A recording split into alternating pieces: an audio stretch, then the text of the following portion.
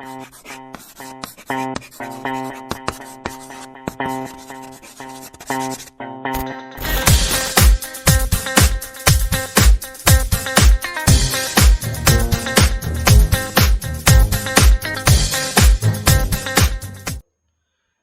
देवी और सज्जनों, good morning, good afternoon, good evening, whatever time of the day you are watching this video, I welcome you one more time for this particular video.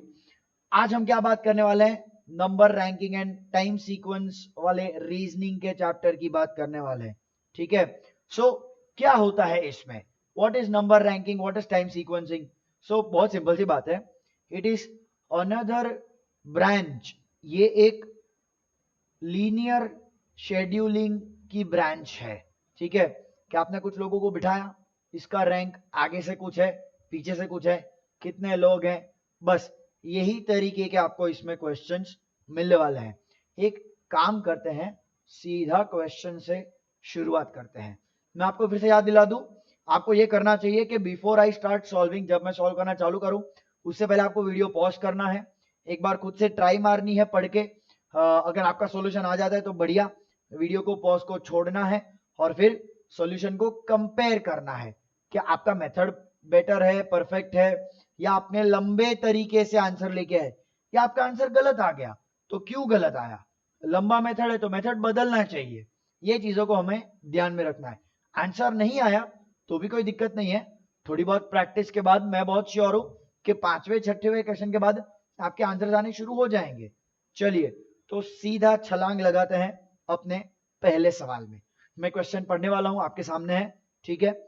In a row of girls, Silky and Sweety occupy 9th place from the right hand and 10th place from the left hand respectively. अच्छा, सबसे पहले तो मैं आपको ये बता दूं, यहां पे ये जो वर्ड है ना रिस्पेक्टिवली, काफी इंपॉर्टेंट वर्ड है. ठीक है. सबसे पहले उसका मतलब बता देता हूं, क्या होता है रिस्पेक्टिवली. अब जैसे मैं ऐसा बोलता हूं कि Digant and Raju have white and blue cars with them. ठीक है.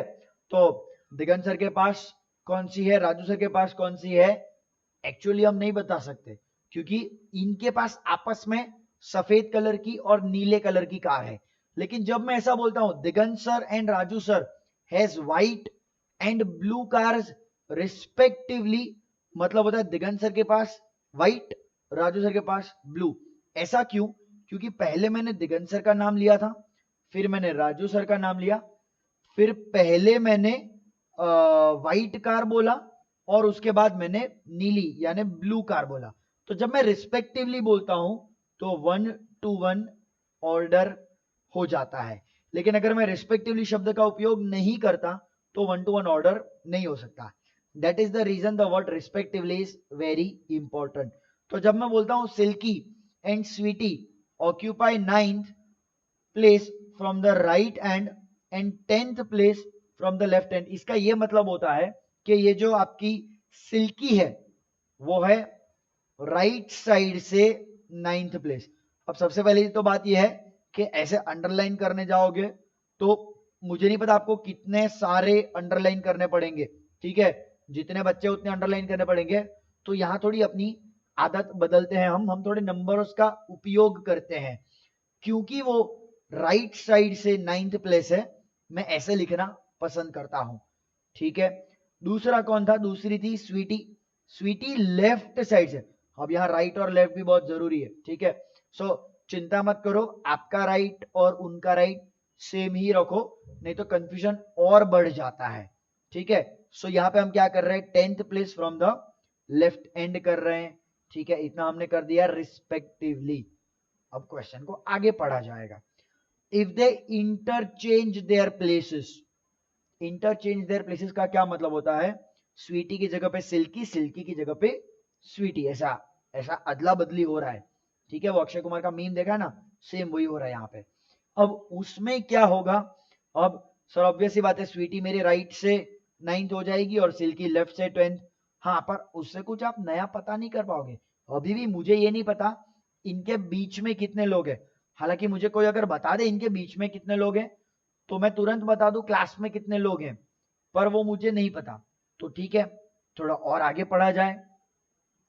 If the interchange their places, Silky and Sweety occupy 17th place from the right, ठीक है, and 18th from the left respectively. ये फिर से रिस्पेक्टिवली आ गया, मतलब जो सिल्की है ना वो अब है 17th from the right and, और वो जो स्वीटी है वो क्या है, वो लेफ्ट एंड से है 18th पर्सन, ठीक है।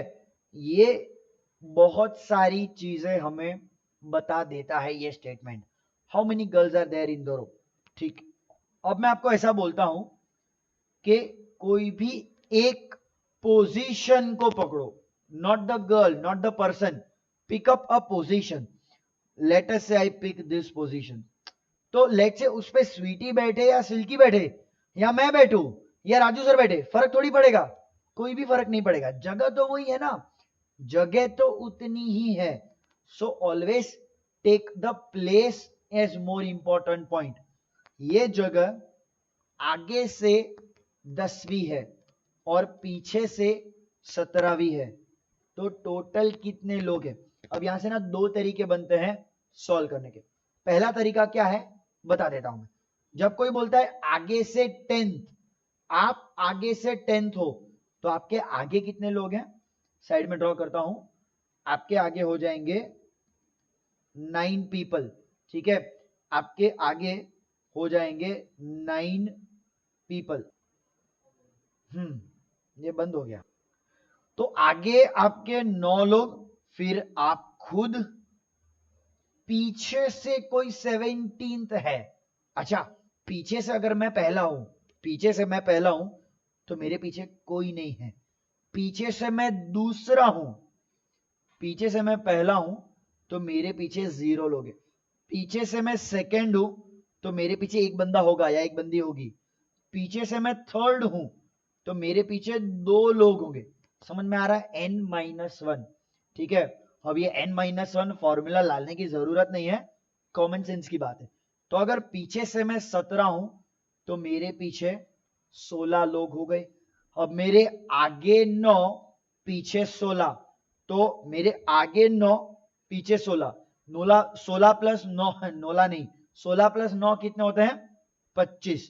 तो आपके रो में कितने लोग हो गए 25। लेकिन अभी तक आपने खुद को नहीं गिना है, तो आपको खुद को तो गिनना पड़ेगा ना जब आप पूरी रो की काउंटिंग कर रहे हो। How many girls are there in the row, my answer becomes 26, ठीक है। This is the first logic, ऐसे किया जा सकता है, ठीक है। वैसे एक और तरीका भी है, क्या तरीका है वो, हम यही बात फिर से करते हैं। 17th from the right and है, ठीक है। तो जब मैं ऐसा बोलता हूं 10th from the left and, तो 10th from the left and मतलब 10 लोग हो गए आपको गिन के। This time they are 10 people including the seat over here. मैं सीट क्यों बोल रहा हूं, क्योंकि स्वीटी सिल्की कोई भी बैठे उससे फर्क नहीं पड़ेगा, ये फैक्ट हमने एस्टैब्लिश कर दिया है। तो 10 लोग हो गए इस जगह को गिन के। जब मैं पीछे से काउंटिंग करता हूं तो 17 लोग होते हैं फिर से इस जगह को गिन के, तो अब टोटल लोग हो गए 27। पर आपने इस जगह को या खुद को अगर वहां रखते हैं तो खुद को 2 बार गिन लिया है, ये तो गलत बात होती है। आप इतने सेल्फिश नहीं हो सकते कि आप खुद को 2 बार गिरो, तो आपको इसलिए एक माइनस करना पड़ेगा, तो फिर आपको आंसर आएगा 26। समझ में आ रहा है। सो मेरा ये मानना है ये थोड़ा बेटर है, क्योंकि नंबर्स आपके सामने है ना, तो ऐड करके खाली -1 करना है। उसमें क्या करना पड़ रहा था, मेरे को 9 गिना, फिर मैंने 16 गिना, फिर मैंने एक ऐड भी किया, आंसर हालांकि 26 ही आएगा। और बहुत जमीन आसमान का फर्क नहीं है दोनों अप्रोचेस में, दोनों बात तो वही करते हैं। इसमें आपने खुद को एक भी बार नहीं गिना है, इसमें आपने खुद को 2 बार गिन लिया है। तो जब आप 2 बार गिनते हो तो आप क्या करते हो, आपको एक माइनस करना पड़ेगा, ठीक है। तो जैसे भी कोई यहाँ पे ऐसा आ जाता है दरवाजे के पास, तो आप उसको 2 बार जब गिनते हो तो आपको एक बार उसको माइनस करना पड़ेगा। That is what it is, ठीक है। ये हो गया एक और तरीका इस क्वेश्चन को सॉल्व करने का। So my personal advice is that you should always do this plus this minus 1. That makes your job a little bit more easy.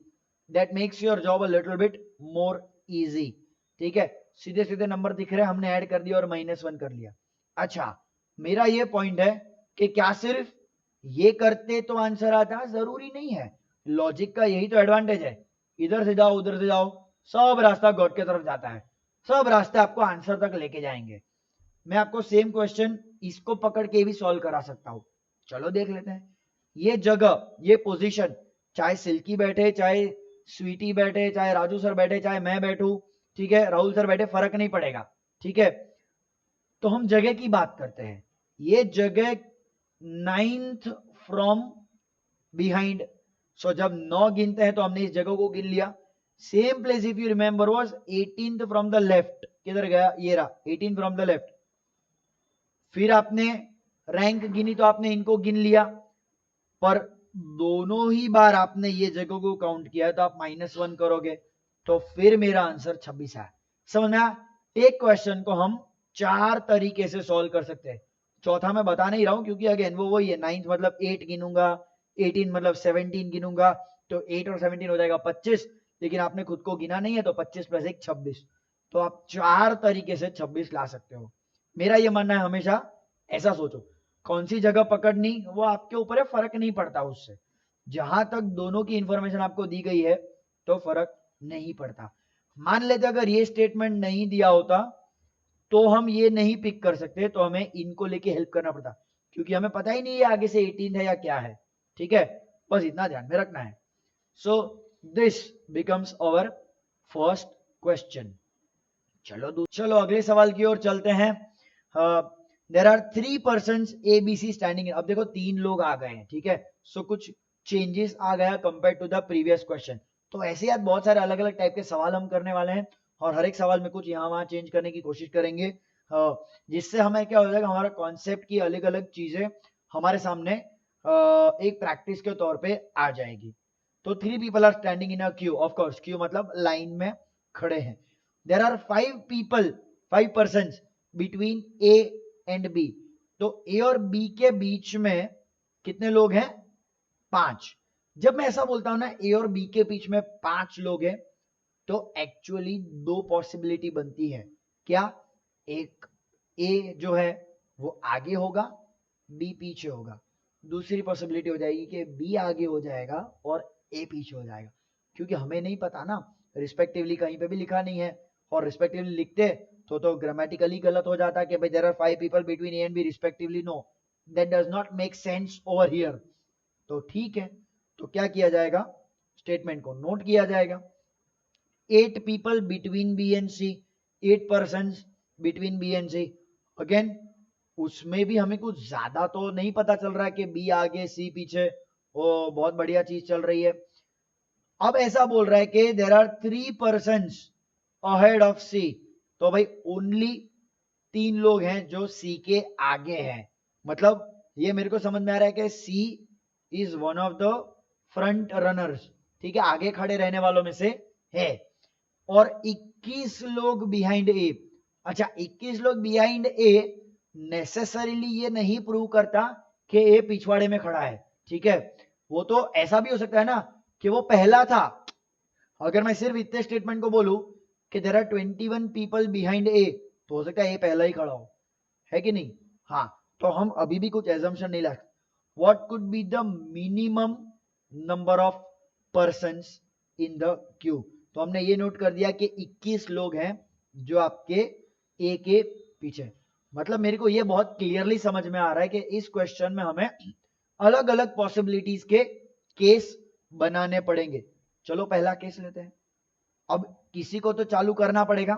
हमने A को पकड़ा और पहला केस लेता हूं कि A के पीछे B आता है और उनके बीच में 5 लोग आ गए हैं. अच्छा, यहां से अब मुझे B और C वाला रिलेशनशिप एस्टेब्लिश करना है. यहां पे भी 2 पॉसिबिलिटी बन जाएगी कि B के आगे C आएगा और B के पीछे C आएगा. दोनों को देखते एक एक करके. पहला केस लेता हूं मैं कि B के आगे सी है, ठीक है। अब बी के अगर आगे सी है और इनके बीच में 8 लोग हैं, ठीक है, इनके बीच में यहाँ पे 8 लोग हैं, 8 में से 5 तो यही हो गए, ये हो गया छठवां लड़का, तो और लड़का या लड़की जो भी है, और मुझे 2 लोग चाहिए, उसके बाद ही मैं एक सी को बिठाऊंगा। तो मैंने और 2 लोग बिठा दिए और मुझे सी मिल गया। मैं एक बार फिर रिपीट कर रहा हूं, ये 2 कहां से आया? मैं जानता हूं कि भाई बी और सी के बीच में 8 लोग हैं, मुझे केस अज्यूम करना है कि सी आगे पड़ जाता है, तो सी को अगर आगे बिठाऊं और सी और बी के बीच में 8 लोग बिठाएंगे, 5 तो रेडीमेड थे जब हमने ये वाला कंसिडर किया था, छठवा ये भी मिल गया, 6 लोग मिल गए। अब मुझे 2 लोग और चाहिए, फिर जाके मैं सी को वहां पे रखने वाला हूं, ठीक है, सी को वहां पे रखने वाला हूं। ओके, अच्छा दूसरा केस लेके देखते हैं। अभी के अभी ए हो गया, ए के बाद 5 लोग हो गए और फिर बी हो गया। अब बी के बाद 8 लोग रख के हमने सी को बिठाया। जब ये करता हूं ना, तो ये स्टेटमेंट मुझे बोलता है कि रुक जाओ सर, ये नहीं कर सकते आप, ये केस ये वाला आपका गलत हो जाएगा, क्योंकि मुझे सी के आगे केवल 3 लोग चाहिए, तो ये कतई नहीं हो सकता। मतलब इफ यू रिमेंबर, मैंने बोला था take all the possibilities and eliminate the wrong one. तो पहले हमने क्या केस लिया, ए को आगे रखा, बी को पीछे रखा और रुक गए। फिर बी के कंपैरिजन में सी आगे और पीछे, पीछे नहीं आ सकता, तो अब हमने बिठा दिया उसको आगे। अपना काम अभी भी खत्म नहीं हुआ, अभी तो दिल्ली थोड़ी दूर है, दिल्ली अभी भी थोड़ी दूर तो है, ठीक है।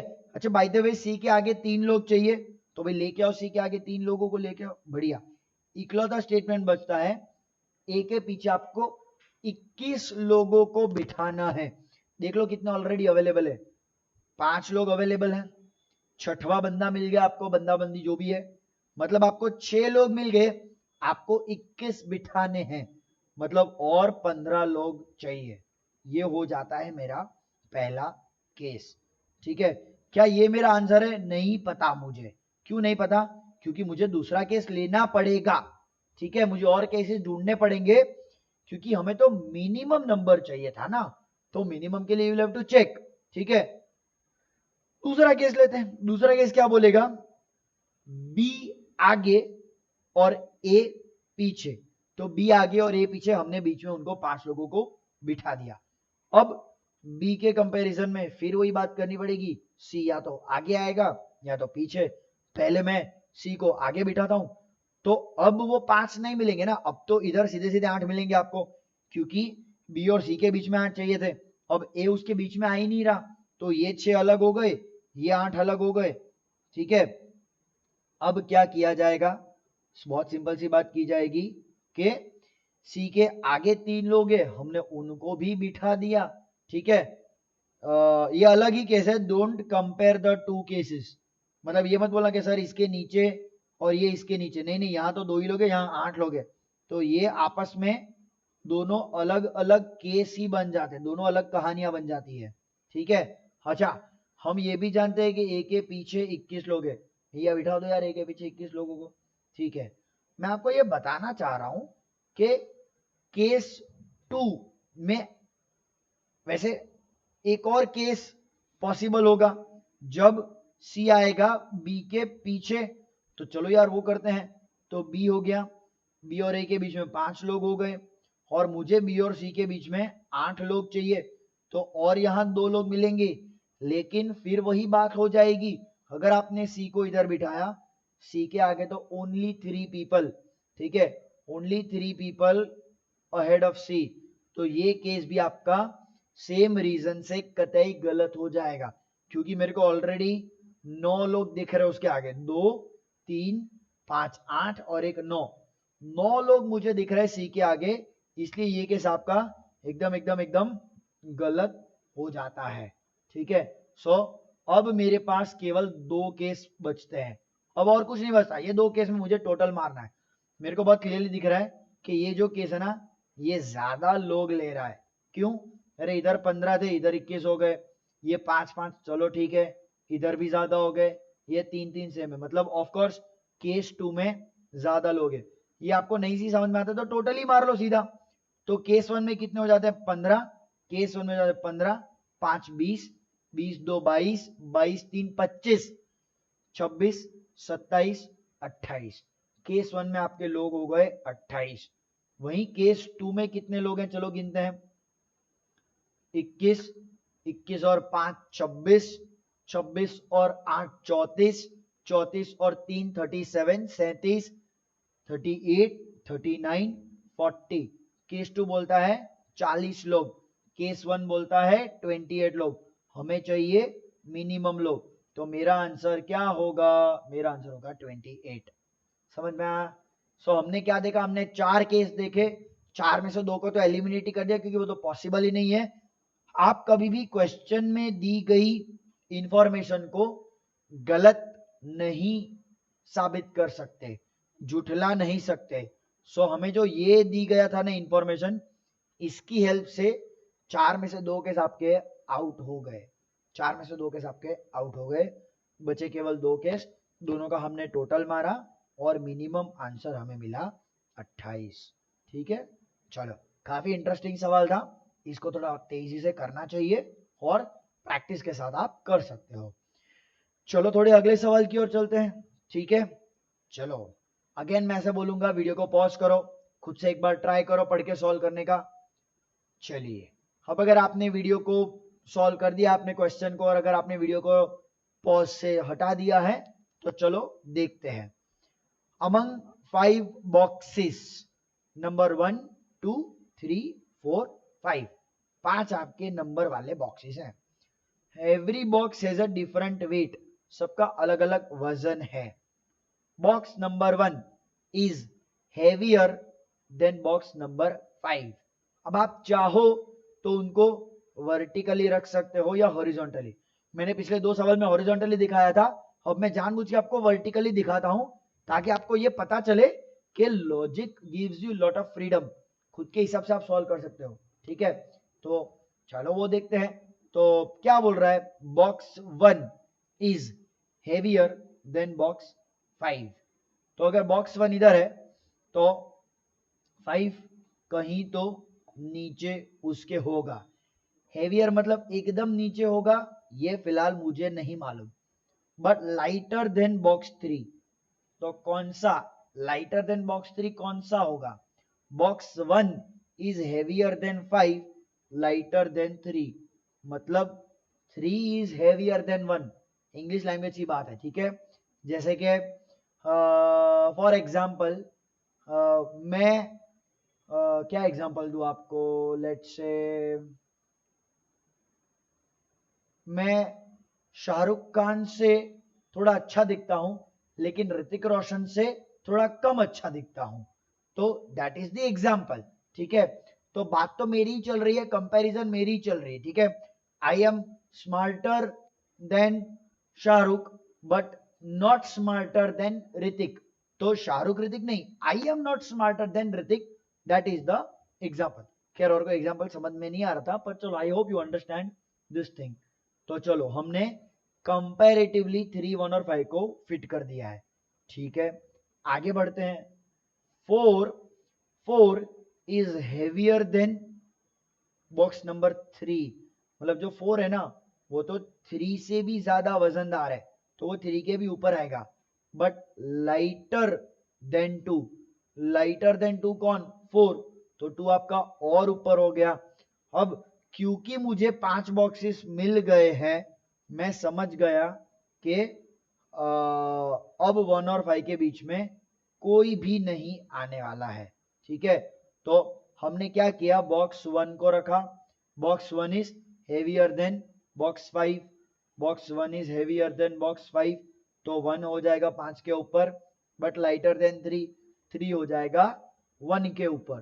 ठीक है, फिर हम क्या देखते हैं, बॉक्स 4 इज हेवियर देन 3, 4 उसके ऊपर हो जाएगा, बट लाइटर देन 2, तो 2 से 4 हल्का है, तो 2 और ऊपर हो जाएगा। अब हमें क्या पूछा है which are the heaviest and the lightest. Heaviest and the lightest 2 और 5, ठीक है। मेरा बहुत मन करता है कि मैं ये आंसर को मार्क करूं, ठीक है, लेकिन अगर ये करूंगा तो मैं गलत हो जाऊंगा। तो प्लीज ये गलती मत करना, क्योंकि यहां पे मैंने रिस्पेक्टिवली वर्ड मिस नहीं किया। क्योंकि मैंने रिस्पेक्टिवली वर्ड मिस नहीं किया, मैं जानता हूं मुझे पहले हैवी बॉक्स लिखना है और बाद में लाइट वाला लिखना है, तो मेरा आंसर ये होगा। समझ में आ रहा है? 2 is my heaviest, 5 is my lightest. तो D is my answer and A is not my answer. तो क्या होता है बच्चों, आपको बहुत ध्यान देना पड़ेगा सवाल के शब्दों पे। पूरी मेहनत की, सब कुछ सही कर दिया, और आखिर में पता नहीं क्यों आपको बहुत घाई आ गई और आपने देखा 2 और 5, 2 और 5, पहले ऑप्शन पे ही मेरे को 2 और 5 मिल रहा है, मैंने 1 मार्क किया, और हम बाहर आके बोलते हैं कि भाई ने इस बार एग्जाम फोड़ दिया है, ठीक है। और जब रिजल्ट आता है तो कुछ और ही आता है। क्यों? क्योंकि भाई ने ऐसी बहुत सारी गलतियां कर दी है जो कि भाई को नहीं करनी चाहिए थी, ठीक है। चलो चलते हैं अगले सवाल की ओर। मनीष की बात करते हैं। मनीष क्या कर रहा है? Manish is rank 16th from the top, 29th from the bottom, ठीक है। अगेन मैं आपको बता रहा हूं, वीडियो पॉज करके एक बार सॉल्व करो। चलिए, अब अगर आपने वीडियो रिज्यूम कर दिया है तो इसको देखते हैं। 16th फ्रॉम द टॉप, तो भैया उसके आगे 15 लोग होंगे और वो खुद 16वां होगा। और 29th फ्रॉम द बॉटम, मतलब 29 फ्रॉम द बॉटम, उसके पीछे 28 लोग होंगे, ठीक है। Those who passed the examination, ओ ये समझ में आया? तो ये जो नंबर है ना, ये उन्हीं बच्चों के हैं जिन्होंने पास कर दिया है। 6 boys did not even appear the exams, तो जो लोग ने एग्जाम ही अपीयर नहीं किया ना, उनका नाम इस लिस्ट में नहीं होगा। और 5 फेल्ड, तो वो 6 और 5 का नाम भी इस लिस्ट में नहीं होगा, क्योंकि ये तो वही थे जिन्होंने एग्जाम को पास किया था। How many boys were there in the class? Assume there are only boys, तो बढ़िया। लड़कियां नहीं है इस क्लास में, सिर्फ बॉयज है, इसलिए बढ़िया नहीं, बढ़िया इसलिए क्योंकि मैं नंबर फाइंड कर सकता हूं। बताइए कितना नंबर होगा? थोड़ी देर पहले हमने पहले सवाल में यही देखा था, 16 प्लस 29 माइनस 1। क्यों माइनस 1? क्योंकि आप जब 16 गिनते हो और 29 गिनते हो तो आपने मनीष को 2 बार काउंट किया है, जो कि गलत हो जाएगा। मनीष को आप 2 बार काउंट नहीं कर सकते। तो ये कितना देता है? 44। ये आंसर मुझे देता है 44। प्लस 11 करना पड़ेगा। ये 6 जो अपियर ही नहीं किए थे लाड़ साहब, और ये बेचारे अपियर तो किए लेकिन फेल हो गए। तो 44 प्लस 55, 11 आंसर इज 55। ये देखिए कितना स्मार्टली 44 लिखा है। तो जो घाई घाई में 44 देख के मार्क कर जाता है वो आपका गलत हो जाता है। तो please make sure that you are always alert, ठीक है। सावधान रहे, सतर्क रहे, ठीक है। ये हमारे लॉजिक का मोटो होता ही है, ठीक है। तो हमने 44 निकाले। पास होने वाले बच्चे 6, जिन्होंने अपियर नहीं किया 5, जो फेल हो गए। टोटल हो गए आपके 55। Hence the answer is 55। चलो चलते हैं अगले सवाल की ओर। A is taller then E, ठीक है। तो A is taller then E। अब टॉलर है तो हाइट की बात आती है, तो मैं उसको वर्टिकली लिखना पसंद करता हूं। क्या इनके बीच में और लोग हो सकते हैं? माय आंसर इज यस, हो सकते हैं, ठीक है। B is taller then D। अब इधर A और E की बात चल रही है, इधर B और D की बात चल रही है, तो हमें आइडिया ही नहीं है कि इनको कैसे फिट किया जाए। तो मैं अभी इनको अलग अलग लिखना पसंद करता हूं। F is taller then C। अरे भाई भाई, और तीसरा कॉलम बनाना पड़ा क्योंकि हमें इनके बीच में आपस में कोई संबंध नहीं मालूम। अब ये बोलता है कि जो तुम्हारा D है ना, वो A से भी लंबू है। तो अगर इसकी हाइट 5 फीट है, ये 5 फीट 2 इंच है, तो ये आपका 5 फीट 2 इंच से ज्यादा होगा, मान लेते हैं 3 इंच होता है, ठीक है। अब हर बार ना ये नंबर लिखने की जरूरत नहीं है, हम स्मार्ट वर्क भी कर सकते हैं, ठीक है। और हम वही करेंगे, क्योंकि मैं जानता हूं कि बी आपका इससे और लंबू है डी से, और डी खुद ए से लंबू है, तो ये चारों को मैंने मर्ज कर दिया। और आगे बढ़ते हैं। ई जो है ना वो एफ से भी ज्यादा लंबा है, तो एफ इसके नीचे आएगा और सी उसके साथ फ्री में नीचे आ जाएगा, तो ये इनका ऑर्डर बन जाएगा। तो भाई सबसे लंबू कौन है? सबसे लंबू है आपका B. B is my answer. इसी क्वेश्चन को सॉल्व करने का एक और तरीका है जो कि थोड़ा फास्ट है, ठीक है? क्या? पढ़ना सीखो वो जो आपके काम का है पहले। कैसे? बताता हूं। मैं शुरुआत करता हूं, ए इज टॉलर देन ई। ए को फिट किया, ई को फिट किया। अब मेरी नजर ना ढूंढती है ए और ई को पूरे सवाल में, ठीक है? कहां मुझे ए दिख रहा है, कहां मुझे ई दिख रहा है, तो मैंने ऐसा ढूंढते ढूंढते ढूंढते गया, मेरे को सीधा दिख गया ये डी इज टॉलर देन ए, तो मैं बहुत श्योर डी इसके ऊपर आ जाएगा। E is taller then F उसके बाजू में ही है, तो एफ उसके नीचे आ जाएगा। अब मैं क्या करता हूं, अब मैं एफ और डी को ढूंढता हूं, तो मेरे को इधर मिल रहा है, क्या मिल रहा है मेरे को? ये दो स्टेटमेंट मिल रहे हैं। F is taller than C, तो सी उसके नीचे आ गया। B is taller than D, B उसके ऊपर आ गया। आपने देखा ये क्वेश्चन काफी जल्दी फास्ट हुआ अगर मैंने पहले वो चीज पकड़ी जो मेरे काम की थी, ठीक है? सो आंसर वही आएगा, बदलेगा नहीं, पर पहले दो लिखे, फिर दो लिखे, फिर दो लिखे, फिर इन दो को उठा के इधर डाला, इन दो को उठा के इधर डाला, और फिर मैंने 6 एक साथ पाए। इससे बेटर है यहां मेरा काम थोड़ा जल्दी हो गया। So try to look for information which is important to you. चलो थोड़ा आगे बढ़ते हैं, ठीक है? थोड़ा क्वेश्चन और आगे चल रहा है। आरती भारती, चारती नहीं होना चाहिए इसका नाम, चलो चार नहीं डाल दिया, कोई दिक्कत नहीं है।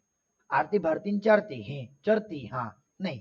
ए B C D E F are running in 100 metre race. ये आपके 6 लोग हैं, दौड़ लगा रहे 100 metre. A beat only B and F. A beat only B and F. ये बीट का मतलब क्या? मारा, धोपड़ दिया? नहीं, ऐसा कुछ नहीं, ऐसा नहीं। बीट मतलब हराया। रेस में जब कभी भी कोई दूसरे को हराता है तो आप ऐसा बोलते हो कि ही बीट हर या she beat him in the race. तो ओनली का क्या इंपॉर्टेंस है? ओनली का बहुत ज्यादा इंपॉर्टेंस है, ठीक है? ओनली का इंपॉर्टेंस ये है कि मुझे बॉटम के लोग मिल गए। जब मैं ऐसा बोलता हूं ना कि मैंने पूरे क्लास में से सिर्फ 2 लोगों को हराया, तो मेरा नंबर पीछे से तीसरा होगा, है ना? क्योंकि मैंने और दूसरों को नहीं हराया, मैंने सिर्फ 2 लोगों को हराया। Same thing, Aarti beat only B and F. तो बी एफ में से कौन लास्ट है ये मुझे नहीं मालूम, पर मैं ये जानता हूं कि बी एफ या तो एफ बी, बी लास्ट तो F second last, F last तो बी सेकेंड लास्ट, लेकिन इनके ऊपर पक्का ए है, ठीक है? चलो बढ़िया, आगे देखते हैं। E was beaten only by Divya. हम ये भी कर सकते हैं बाय द वे, रैंक 6 5 4 3 2 1। क्यों रैंक लिखे मैंने? क्योंकि मैं जानता हूं 6 ही लोग हैं ना, तो हम ये कर सकते हैं। मेरा काम थोड़ा इजी करना चाहता हूं हमेशा मैं। Isha was beaten only by Divya. अच्छा, ईशा वॉज बीटन, ग्रामर की बात करो तो थोड़ा चेंज ऑफ वॉइस हो रहा है। Isha was beaten by Divya. Isha was beaten by Divya मतलब दिव्या ने ईशा को हराया। ओनली दिव्या ने ईशा को हराया, ये काफी इंपॉर्टेंट है। ओनली मतलब ईशा जो है ना वो सिर्फ दिव्या से हारी। अगर मैं पिछले वाला लॉजिक यूज करूं तो मैं ये क्लियरली बता सकता हूं कि ईशा का रैंक सेकंड होगा, क्योंकि वो केवल दिव्या से हारी, तो ऑफ कोर्स दिव्या का रैंक फर्स्ट होगा। मगर अगर मैं ऐसा बोलता हूं कि अमीरों की गिनती में मैं सिर्फ मुकेश अंबानी से हारता हूं, अगर ऐसा बोलता हूं मैं, काश ऐसा हो, ठीक है, तो क्या मजा आ जाए। पर चलो खैर, बात ही अलग है फिर तो अगर मैं ऐसा बोलता हूं अमीरों की गिनती में मैं सिर्फ मुकेश अंबानी से हारा, तो मतलब मुकेश अंबानी सबसे अमीर और मैं सेकंड अमीर। Same logic applies here. अभी भी रैंक तीसरा नहीं मालूम। अरे क्या नहीं मालूम, जो बच गया वो तीसरा। कौन बच गया? चांदनी बच गई। चांदनी आपकी पक्का तीसरी है। अब देखते हैं, Bharti did not finish last. ले, ये मेरा ना प्रॉब्लम सॉल्व कर दिया इसने। भारती लास्ट नहीं है, तो भी अब एफ को ही लास्ट आना पड़ेगा और भारती को सेकेंड लास्ट आना पड़ेगा, क्योंकि दो ही जगह इनके लिए अवेलेबल थी। भारती लास्ट नहीं आ सकती, भारती या तो फिफ्थ आ सकती थी या तो सिक्स्थ। सिक्स्थ नहीं आ सकती तो भारती को फिफ्थ आना पड़ेगा, और आपका जो एफ फ्लोरा है, फ्लोरा आपकी छठवीं आ जाएगी। Bronze medal finished the race in 55 seconds. अब यहां पे थोड़ा जीके आता है, पर बहुत सिंपल सा जीके है। ये सबको पता होता है कि बेटा ब्रॉन्ज मेडल ना हमेशा तीसरे रैंक वाले को मिलता है। तो अब यहां पे हम बात करेंगे समय का। तो इसने 55 सेकेंड लिए, भारती फिनिश्ड विथ 63 सेकेंड्स। देखिए ये भी तो लॉजिक है, 55 सेकेंड वाला हमेशा 63 सेकेंड से पहले ही आएगा।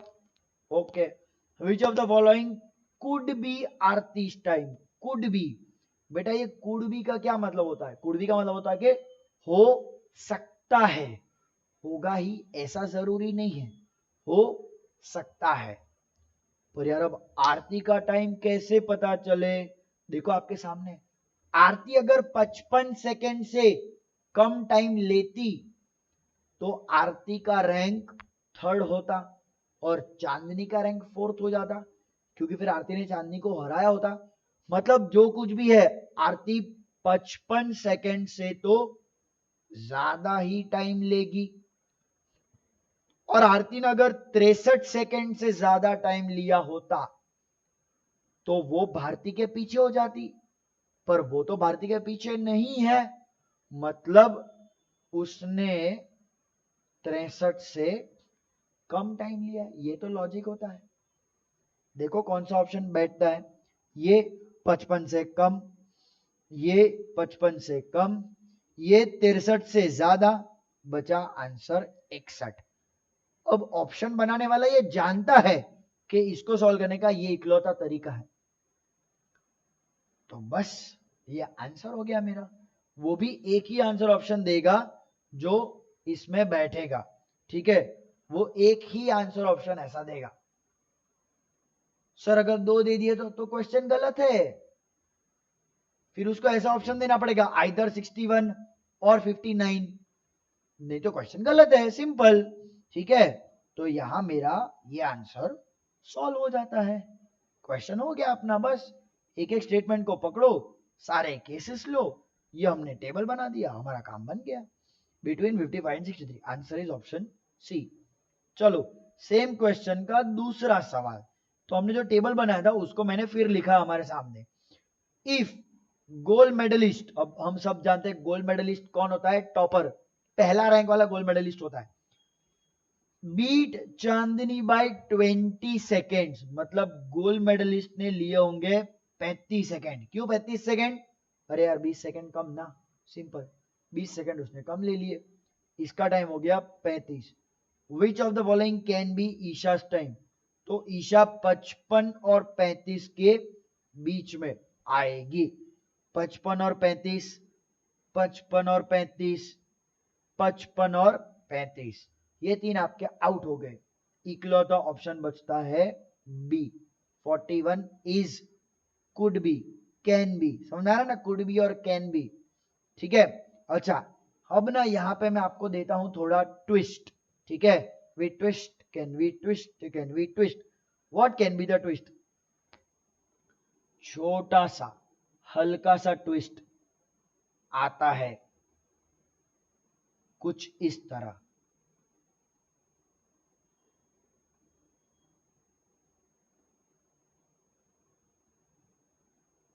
लाइव ट्विस्ट दे रहा हूं आप लोगों को। तो 60 को काट के मैं देता हूं कैन नॉट बी डिटरमाइंड, और यहां लिखता हूं वॉज।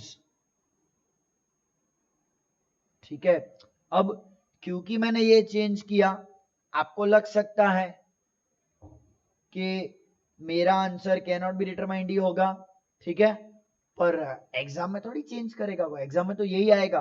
तो मैं बताता हूं कि क्यों can not be determined is the correct answer. Sir 41 तो हो सकता है ना, तो क्यों 41 नहीं आ सकता? एग्जैक्टली क्योंकि हो सकता है, क्वेश्चन बोलता है वॉज, मतलब पक्का। So this is the power of grammar. हो सकता है और होगा ही में फर्क है। अगर आपको कोई पूछता है हो सकता है तो मेरा आंसर 41 होगा, लेकिन अगर उसने पूछा है वॉज, मतलब उसका डेफिनेट आंसर चाहिए, वो मैं नहीं बता सकता, मेरे को कैसे मालूम? That can be any number between 35 and 55। It can also be 35.2 seconds, decimal भी तो हो सकता है, कुछ भी हो सकता है। समझ में आ रहा है? वॉज के बदले ऐसा होता और मैंने ऑप्शन अभी भी रखा होता कैन नॉट बी डिटरमाइंड, तो मेरा आंसर फिर 41 हो जाता। अब मैं can not be determined mark नहीं करता, क्यों? क्योंकि अगेन कैन भी पूछा है। तो please answer according to the language of the question. Can be, could be, मतलब पॉसिबल, हो सकता है, वैसे आंसर चाहिए। Was, is, will be, definitely, ये शब्दों का प्रयोग होता है तो आपको एक डेफिनेट आंसर चाहिए रहता है। चलो चलते हैं अगले सवाल की ओर।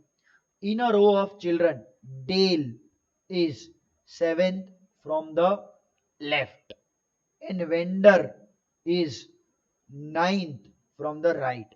तो जो आपका वेंडर है ना, Vendor is 9th from the right and Dale is 7th from the left. When they interchange, what happens? Vendor comes to Dale's place, Dale comes to vendor's place. Dale becomes 18th from the left, Dale becomes 18th. What will be the vendor's position from the right hand? अब शायद आपको लग सकता है कि ये question पहले सवाल जैसा ही है, थोड़ा बहुत है 50%, लेकिन 50% अलग है। मैं बताऊं कैसे। उसमें हमें सिल्की और स्वीटी दोनों की नई पोजीशन बोली थी अलग तरीके से। तो पहले अगर लेफ्ट बोला फिर राइट है, पहले राइट बोला लेफ्ट, इसमें सिर्फ एक की बोली है। उसमें हमें पूछा था कितने लोग हैं, इसमें हमें यह पूछा है कि what is the vendors position from the right and. तो क्या करना पड़ेगा? सबसे पहले टोटल लोग तो निकालने पड़ेंगे। तो निकालो, टोटल लोग कितने हो जाएंगे? 9 + 18 27 - 1 26। ठीक है, सो 26 लोग मुझे टोटल मिल रहे हैं। अच्छा, what is the vendors position? What will be the vendors position from the right and? Vendors position from the right and मतलब ये जगह की बात चल रही है। फ्रॉम द राइट एंड कितना होगा? 26 लोग हो गए मुझे टोटल मिल रहे हैं। अच्छा, 26 में से ये भाई साहब आपके 7वें हैं, 7वें। अच्छा, मैं ऐसा बोल रहा हूं कि लाइन में 26 लोग हैं, ऐसा आगे करके ये पहला है और ये आपका 26वां है। इसको डिलीट कर दूं तो ये कितना हो जाएगा? 25। ये डिलीट कर दूं तो कितना हो जाएगा? 24। ये डिलीट कर दूं तो कितना हो जाएगा? ये डिलीट कर दो, ये हो जाएगा 23। 23 को डिलीट कर दो, कितना हो जाएगा? 22। मैं बोलता हूं यही चीज को मैं अगर आगे लेके जाऊं, कैसे बताता हूं मैं। 26 लोग हैं पूरे लाइन में, ये 7वां है ना,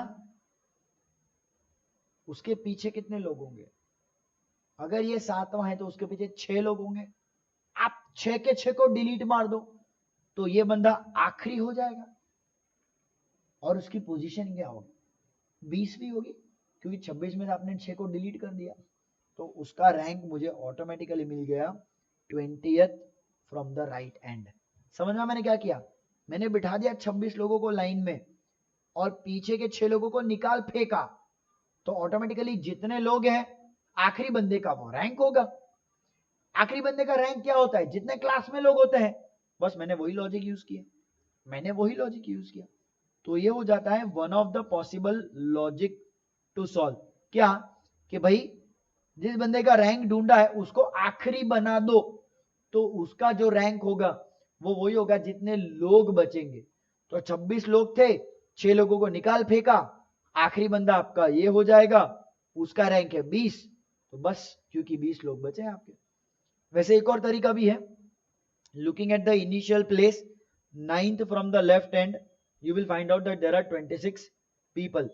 अब वेंडर का अगर मुझे रैंक चाहिए, मतलब डेल का ओरिजिनल प्लेस चाहिए, तो 26 में से 7 लोगों को निकाल दो, 7 के 7 लोगों को निकाल दो, +1 कर दो, क्योंकि आपको ये बंदा तो चाहिए। बस तो मोर और लेस सेम ही लॉजिक है इसमें, और जो मैंने बताया उसमें कुछ खास फर्क नहीं है। मैंने पहले 1 माइनस करके ऐड किया, इन्होंने पहले 7 माइनस करके 1 ऐड किया, एक ही बात है।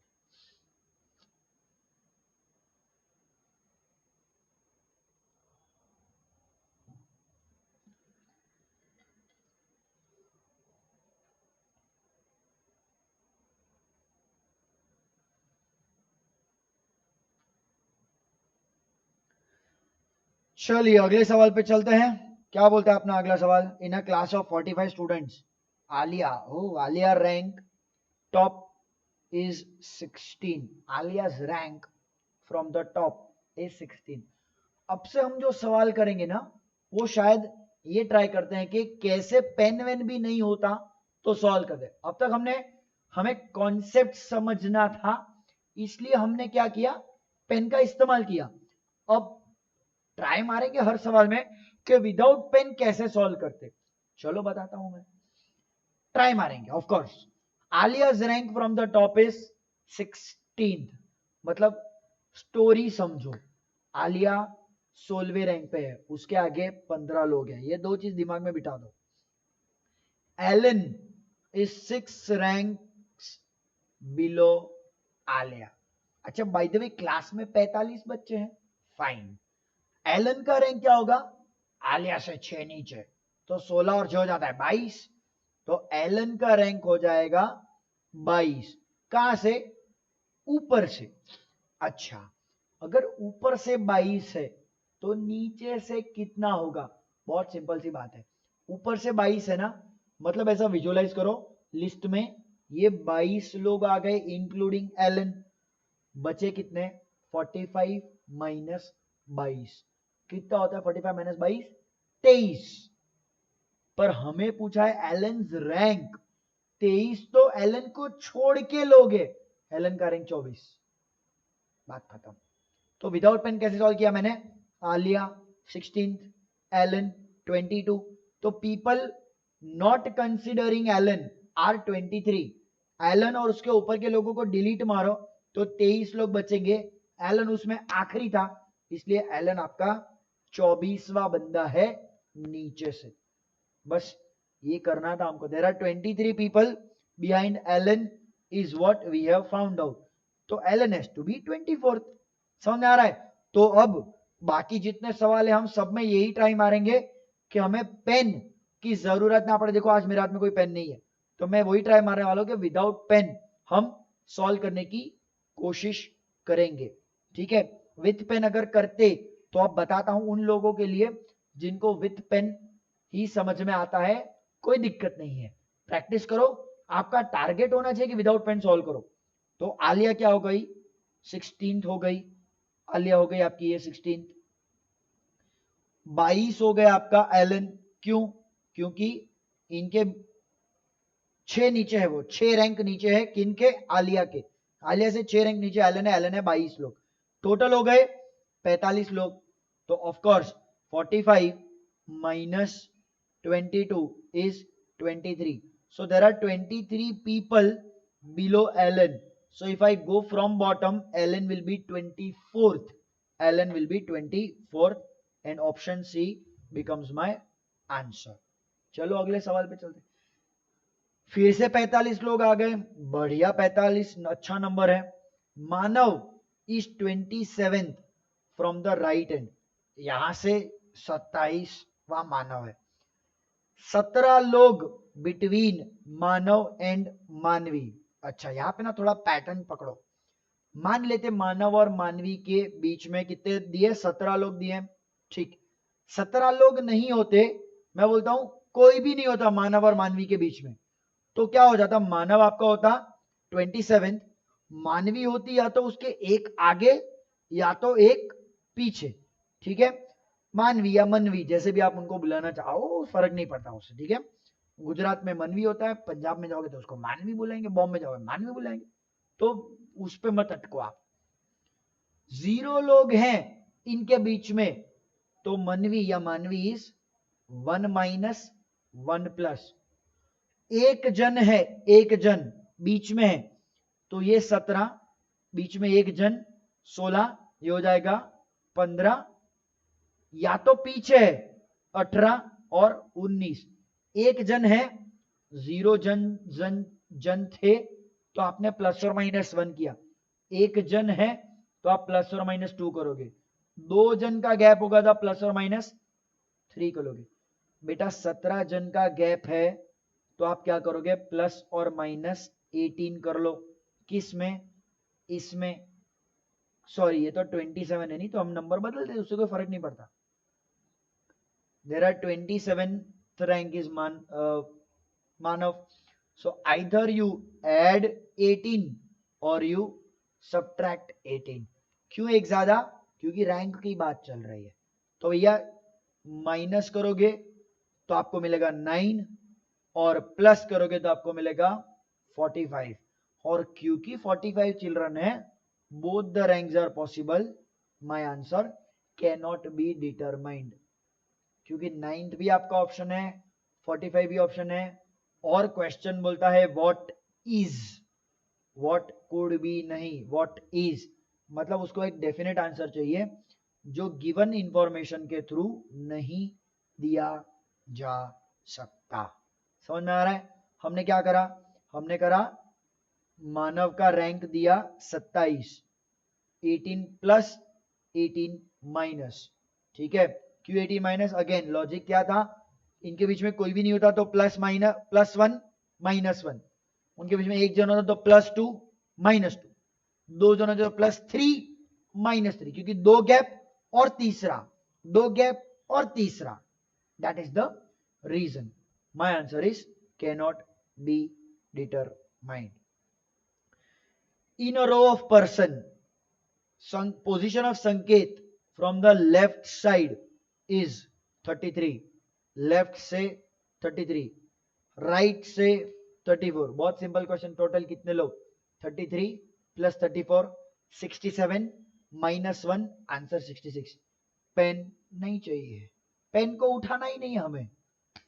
क्यों माइनस किया, हम ऑलरेडी डिस्कस कर चुके हैं कि भाई आप संकेत को 2 बार नहीं गिन सकते, दैट इज द लॉजिक। 33 एक बाजू से, 34 दूसरे बाजू से, दोनों बार आप संकेत को गिन रहे हो, जो कि आपको नहीं गिनना चाहिए, ठीक है। चल बढ़िया, 12वें सवाल पे चलते हैं। 12वां सवाल हमें क्या बोल रहा है, in a row of persons, position of Sapna Bhoyar from the left side of the row is 27, left से, and there are 5 person after her in the row. अब यहां पे अगेन आफ्टर हर मतलब दूसरी साइड पे, क्योंकि वही साइड पे अगर 5 लोग होते तो 27 पर कैसे होती, थोड़ी कॉमन सेंस की भी बात है। टोटल नंबर ऑफ लोग क्या करोगे आप, 27 प्लस 5 माइनस 1 31, नहीं ये करना गलत होगा, इस बार आप -1 नहीं करोगे। सर हमें कैसे पता चलेगा कि -1 करने का कि नहीं करने का, वो आपको बताता है क्वेश्चन खुद। इस क्वेश्चन को एक बार दोबारा पढ़ो। 27वां उसका रैंक है, उसके पीछे 5 लोग हैं, ऐसा नहीं बोला कि उसकी रैंक 5th है, समझ में आया, उसके पीछे 5 लोग, मतलब ऑलरेडी पीछे का काउंट दे दिया है, तो रैंक की बात ही नहीं चल रही। जब दोनों जगह से रैंक देते हैं ना, तो -1 कर लो दोनों रैंक को ऐड करने के बाद, पर यहां ऐसा नहीं है, यहां सीधा आंसर आएगा 27 इंक्लूडिंग सपना एंड देन अनदर 5 पीपल, तो 27 प्लस 5 32 इज माय आंसर। चलिए नेक्स्ट क्वेश्चन, क्लास में कितने लोग हैं, 24, and the teacher is planning for arrangement of students on stage. Teacher ने सोचा ऐसा स्टेज में इनको खड़ा करेंगे। आपके मुकेश सर जो है वो 9th है फ्रॉम द लेफ्ट साइड, मतलब लेफ्ट साइड से मुकेश सर जो है उनकी रैंक है 9th, और राजू सर है वो है आपके 22वें from the right side of the row. Find the total number of performance standing between the brothers Mukesh and Raju. दो जो आपके भाई हैं मुकेश सर और राजेश सर, राजू सर, उनके बीच में कितने लोग हैं. अगर आपने ऐसा ड्राइंग किया ना तो आप गलत हो जाओगे. क्यों? क्योंकि आपने 24 लोगों का टोटल तो अज्यूम ही नहीं किया है. ठीक है, 24 लोगों टोटल है वो तो गिनो. समझ में आ रहा है? अच्छा, तो ये अलग क्वेश्चन बन जाता है. इसमें क्या करना है, या तो लेफ्ट या तो राइट, कोई भी एक कॉमन साइड से दोनों की रैंक निकालो. जब मैं बोलता हूं आपके जो राजू सर है वो 22nd फ्रॉम द राइट. बेटा अगर 24 लोग होते हैं और आप 22nd हो राइट साइड से, तो लेफ्ट साइड से आप कितने हो? थर्ड हुए, फर्स्ट, सेकंड, थर्ड. तो जो आपके राजू सर है ना वो थर्ड है from the right, left side. और मुकेश सर जो है वो तो पहले से 9th थे. मतलब अब आपको क्या देखना है कि थर्ड पोजीशन और 9th पोजीशन के बीच में कितने लोग हैं. अब मेरा ना दिल करता है कि मैं सीधा 9 - 3 6 करूं, पर मेहरबानी करो मत करना ऐसा. थोड़ा दिमाग लगाओ. आपको बीच वाले लोग चाहिए 4 5 6 7 8. हमेशा एक कम होता है इस केस में. ये अलग केस है, इसको पीछे के साथ कनेक्ट मत करना. आपको नहीं चाहिए इसको गिनना और इसको, दोनों को नहीं गिनना है आपको. आपको बीच वाले लोग गिनना है. जब आपको दोनों को गिनना होता है ना तो आप करते हो 9 - 3 +1. लेकिन जब आपको सिर्फ बीच वाले लोग चाहिए तो आपको करना पड़ेगा 9 - 3 -1. That is 5. 5 is the answer. I will repeat the entire question so that एकदम क्लियर हो जाए. सबसे पहले मैंने क्या करा, मैंने राजू सर का रैंक निकाला लेफ्ट साइड से, क्योंकि मेरे पास मुकेश सर का रैंक ऑलरेडी लेफ्ट साइड से अवेलेबल था. या तो आप दोनों का रैंक राइट से भी निकाल लो, मेरे को दिक्कत नहीं है. आंसर गलत नहीं आएगा अगर आप सही हो तो.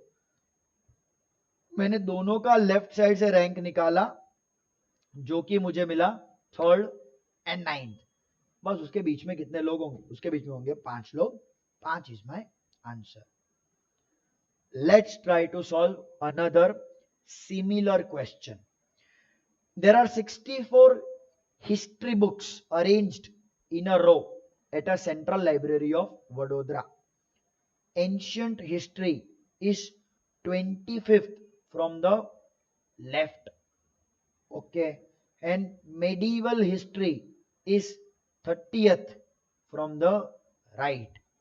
तो अगेन आपको क्या करना है, दोनों को एक जगह से रैंक लाना है. पिछले क्वेश्चन में हमने लेफ्ट से निकाला था, मैंने बोला था राइट से भी हो सकता है ना, तो अब मैं राइट से निकाल के बताता हूं. तो मेडिवल का रैंक कितना है? 30th from the right. Ancient history का रैंक कितना होगा भैया? टोटल 64 लोग. टोटल 64 लोग. ये लेफ्ट से 25वां है. मतलब आप क्या करो, इन 25 लोगों को डिलीट मार दो. अच्छा, अगर आपने इन 25 लोगों को डिलीट मार दिया तो कितने लोग बचेंगे? अगर आपने 25 लोगों को डिलीट मार दिया तो लोग कितने बचेंगे? फिर से देख लो एक बार. आपके पास लोग नहीं, बुक्स. आपके पास एक्चुअली 64 किताबें पड़ी है. ठीक है, आप क्या कर रहे हो, यहां से लेफ्ट साइड से आपने 25 बुके, बुके नहीं, किताबें निकाल दी आपने. तो 64 में से 25 निकल गई तो कितने बचे? 39. गिनती कर लो, आपको पता चल जाएगा कितने बचे. 39 बची बुक्स.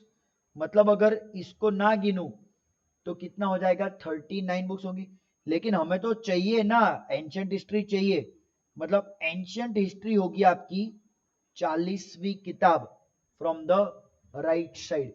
अगर वो यहां से 40वीं है तो उसके पीछे 24 हुए, उसके पीछे 24 हुए, मतलब उसका रैंक यहां से 25 होगा. और हमें यही चाहिए था. तो हमें एंशियंट हिस्ट्री का रैंक मिला 40 from the right side. Medieval history का तो ऑलरेडी मालूम था, मेडिवल हिस्ट्री का था 30 फ्रॉम द राइट साइड। अब आपको ये देखना उसके बीच में कितने हैं, ठीक है, उसके बीच में कितनी किताबें होंगी हमें ये चेक करना है, ठीक है। सो कितना हो जाएगा 31 से लेके 39, 9 बुक्स होने चाहिए। शायद यहाँ पे टाइपिंग मिस्टेक हुआ है, 9 शुड बी द आंसर, ठीक है, 8 नहीं, टाइपिंग मिस्टेक होना चाहिए, 9th is our answer. The logic is very much in front of our eyes, 9 is my answer, ठीक है। चलिए, thank you so much for watching this video. मिलते हैं अगले लेक्चर में। टिल देन अपने आसपास सफाई बना के रखिए, ठीक है, ऐसा कपिल शर्मा आपको बोलता है तो मैं भी बोलना चाहता हूँ, काफी अच्छी बात है। और please take some good care of yourself, stay home, stay safe. Thank you so much.